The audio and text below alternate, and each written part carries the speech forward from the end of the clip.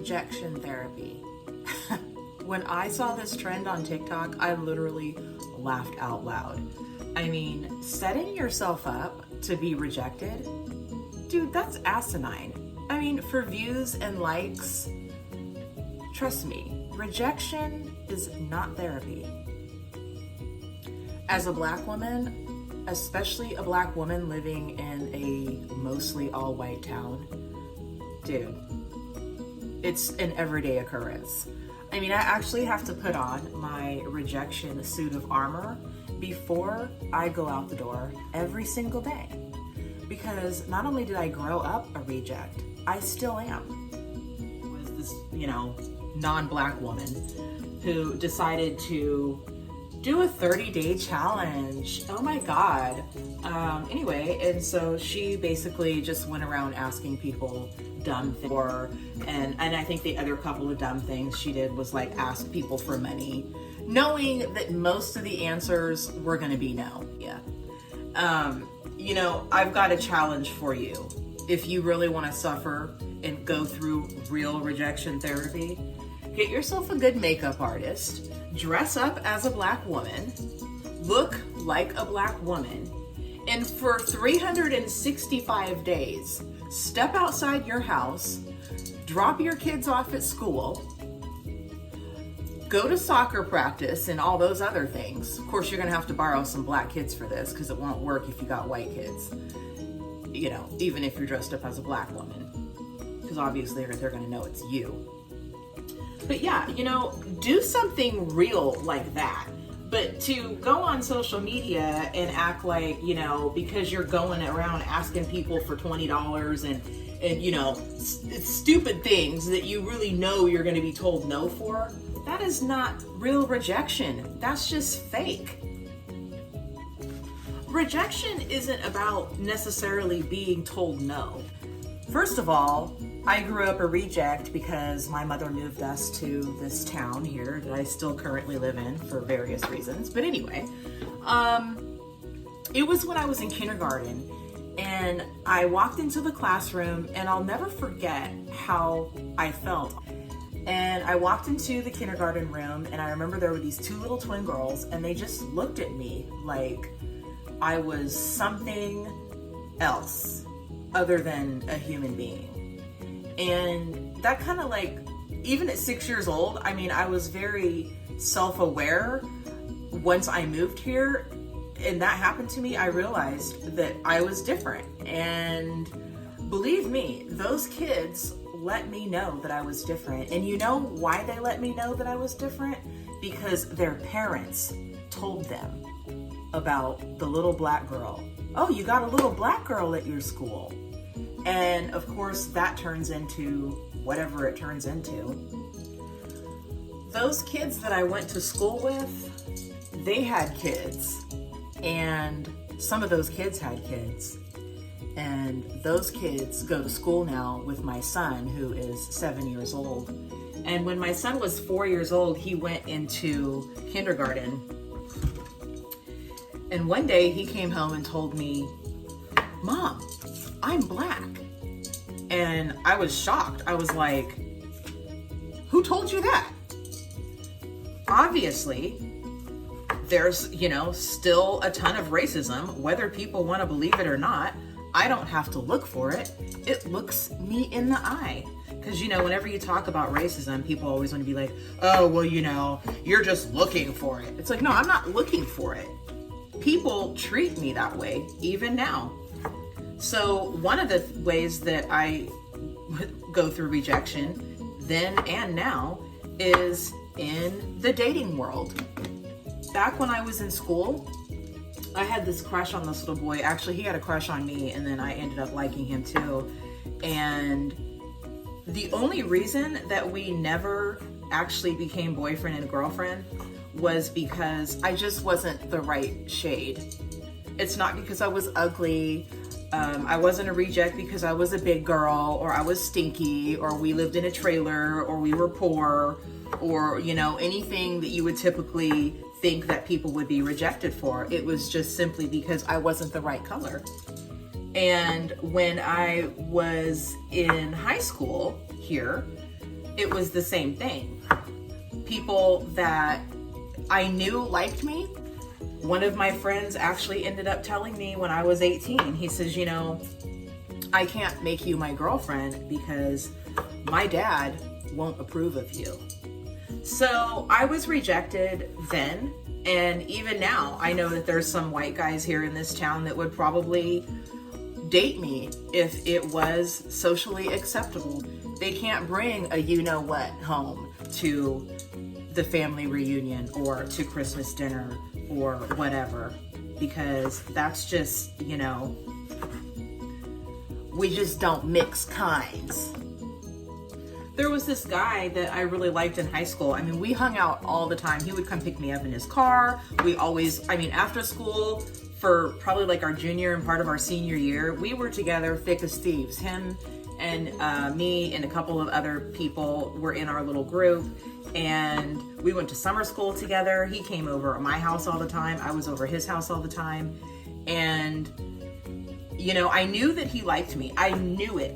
And so later on, I, you know, kind of made an advance, not like, you know, I didn't like go up and kiss him or anything like that, but I just kind of was like, you know, let it be known that I was interested too.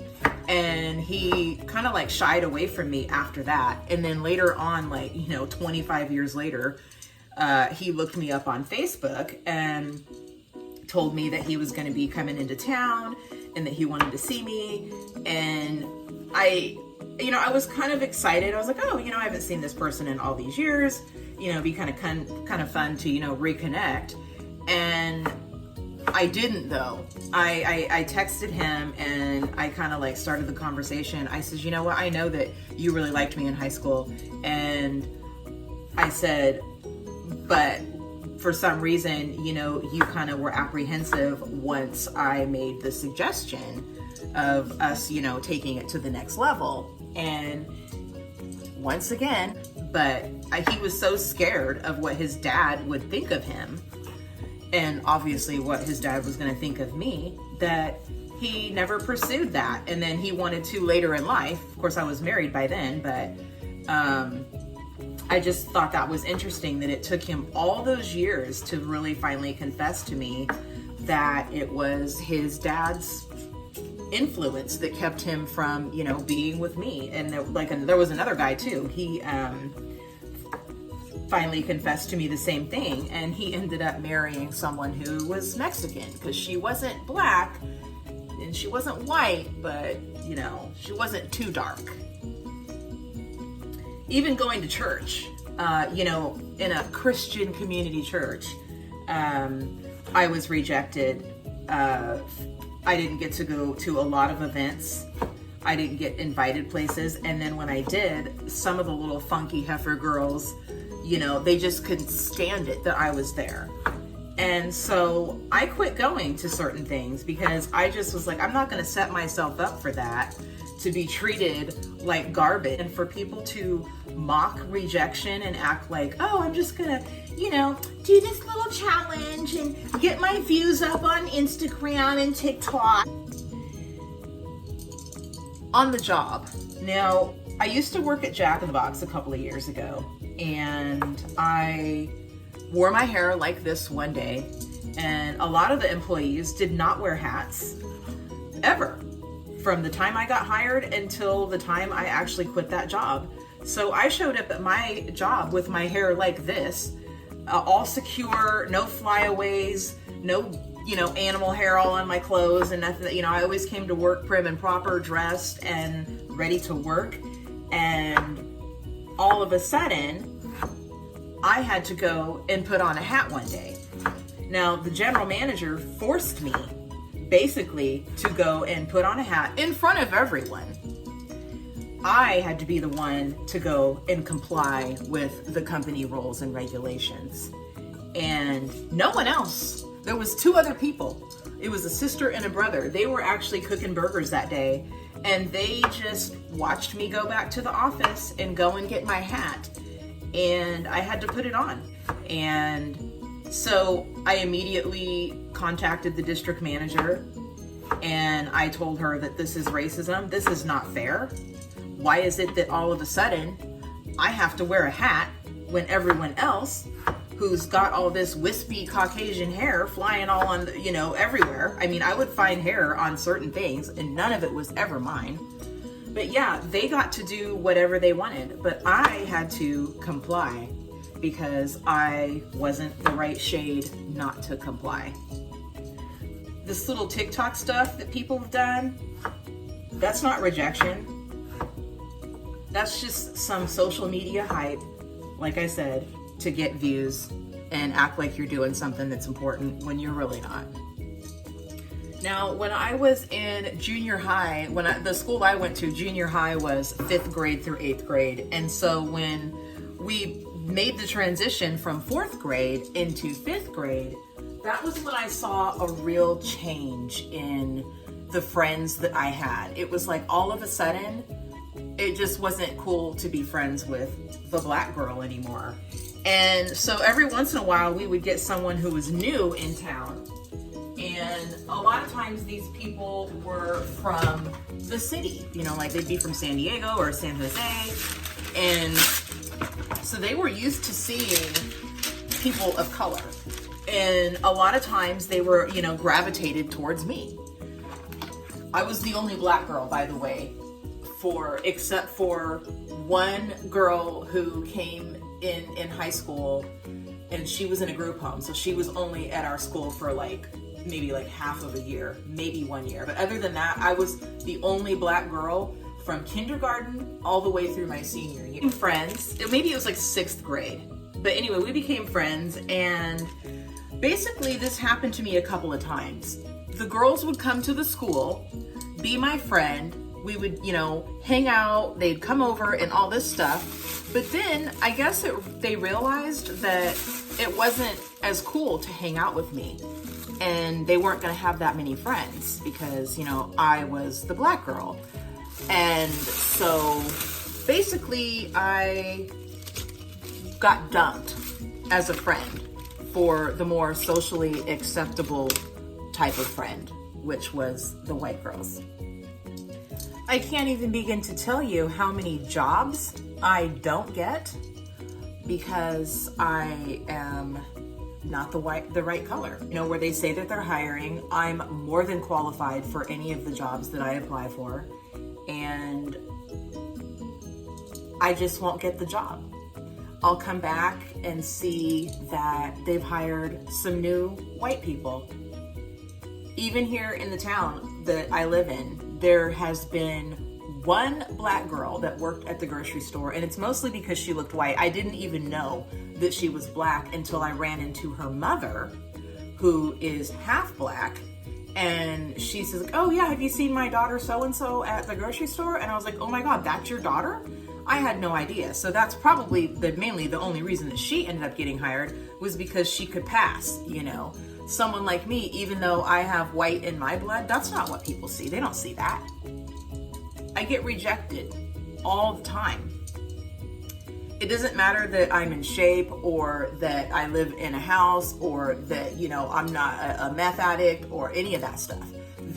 People would much rather hire someone who's all of those things I just mentioned instead of hire me because it's just not socially acceptable to hire me. Even at the gym that I go to, there was a white girl who wanted the exercise class that I had. And so the owner came up to me, and this is something else that I just can't stand, is when people treat you like you're stupid. On the one hand, they act, you know what you're doing, but then on the other hand, when they want to switch up, they try to come up with some excuse. And so basically he came up with an excuse of why he was giving my exercise class to this white girl. And basically she had struggled with her class and was only getting a couple people to come, if at all. And she wanted the position. And so he decided to give the white face a chance. But yeah, so rejection for me, it's an everyday occurrence. There's no way of me getting around it, but definitely living here in an all-white town, I have suffered a lot of rejection, still do.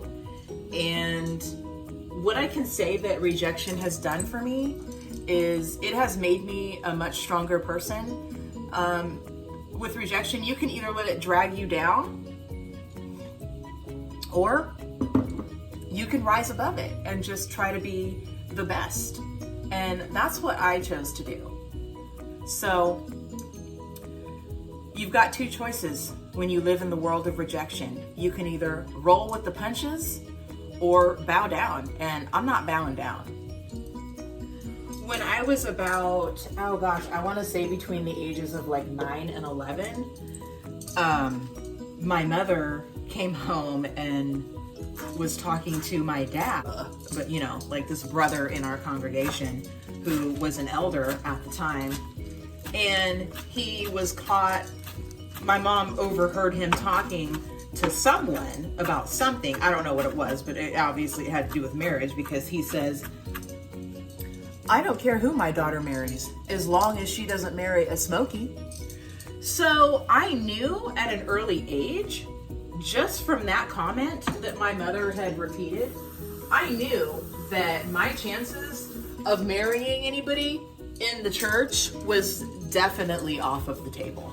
There was just no way that if he felt that way, I knew that a lot of the other people in the congregation felt that way, because he felt comfortable enough to say that to a couple of other people without realizing that someone else, you know, heard his conversation. Not that I wanted to marry any of them anyways. I mean, I don't know, because it obviously never happened. But yeah, I mean, those are the kind of things, that's real rejection. You know, hearing stuff like that, and as a kid, and then you have to go back to that church for like years. My mom forced us to go to church, and I hated her for it. But anyway, you know, like having to go and smile at those people, knowing how they felt about myself and my brothers, that's rejection.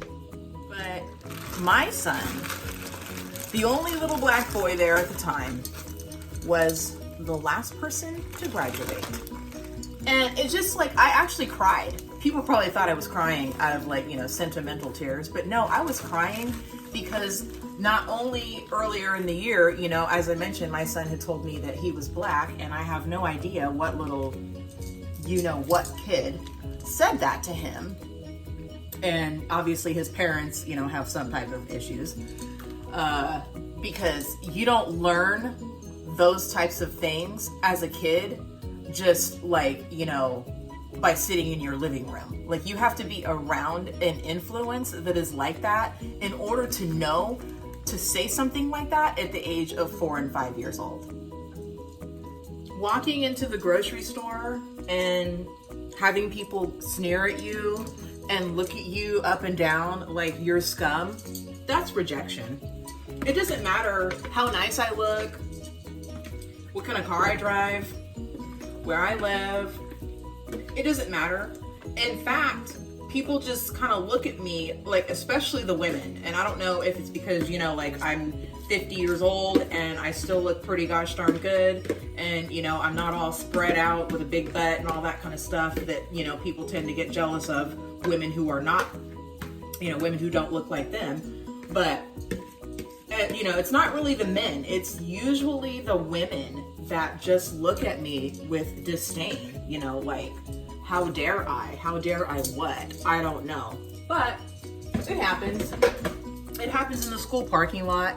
Even when I called to the school a couple of weeks ago to talk to the principal about something, I said, oh, you know, they asked who's calling, and I said, oh yeah, this is Delzita. And she was like, oh.